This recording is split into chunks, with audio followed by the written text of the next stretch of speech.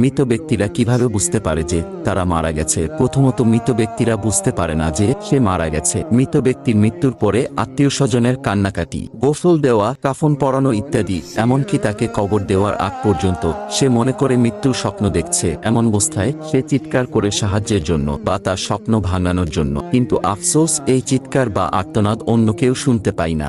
যখন সবাই দাফনের কাজ সম্পন্ন করে বিদায় নেয়, মৃত ব্যক্তি একা হয়ে যায়।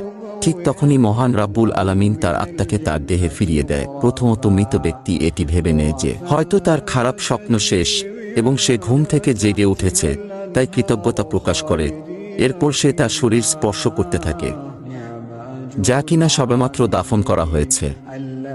তখন সে অবাক হয়ে প্রশ্ন করে, আমার জামা কোথায়? তারপর তিনি বলেন, আমি কোথায়? এই স্থানটি কোথায়? এখানে কাদামাটি দুর্গন্ধ কেন? তখন সে আস্তে আস্তে বুঝতে পারে যে মারা গেছে।